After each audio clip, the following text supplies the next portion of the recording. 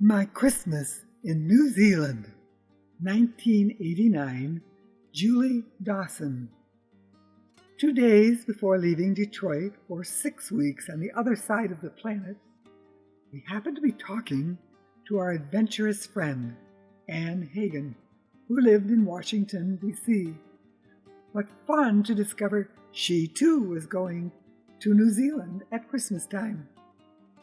Because we don't travel with a pre-planned schedule, we had no itinerary to give her.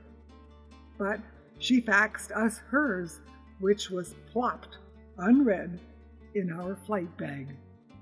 Not until we were cruising high over the Pacific Ocean did we discover that the crucial page with her schedule was missing from the fax. So much for our chances of meeting. Our wanderings around both islands ballooned into endless enchantments.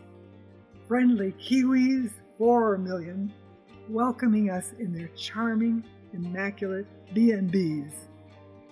Multiple varieties of sheep, 26 million, everywhere, grazing, blocking roads, being sheared, being herded by sheepdogs, dashing about in response to the whistles of their shepherds who sat comfortably in their trucks. Hiking on trails and glaciers, experiencing a storm so fierce it split the mountains open, causing instant waterfalls, slips and slumps on the roads, and a van-sized boulder plummeting from above and narrowly missing our car. One-lane bridges, penguins emerging from the seas and marching up the hills to their very own ships. Albatross preparing for their non-stop flights around the world. 50-cent lamb chops, lawn bowling, and stunning scenery with mountains, beaches, farms, and trees. One very special afternoon in Auckland we spent with Theo. For 1 month in 1984, we had trekked across the Sahara Desert together and loved her senses of humor and adventure. When we couldn't reach her by phone, we just simply drove to her address and knocked on her door. Amazingly, just minutes before our arrival, she had returned from the hospital. Our visit was so meaningful as we compared our memories and impressions of that difficult journey through real Africa. And we saw her recollections through her drawings of the Sahara.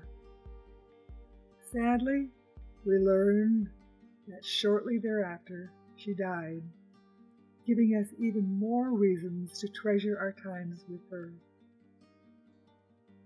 All along, lurking in my wee brain, was Anne's offhand comment on the phone. I can't remember any of our plans except I think we may be at Mount Cook for Christmas. By chance, our meanderings took us to Mount Cook on Christmas. Remembering the slight possibility of seeing Anne, we left messages at the hotels and then went off hiking on trails flanked with flaming lupins. When we returned, there was a message from Anne. She and her friend Mary had just arrived. What a lively afternoon and evening we 4 Americans spent together at beautiful Mount Cook. The hotel had a splendid dining room with floor-to-ceiling windows surrounding us on all sides.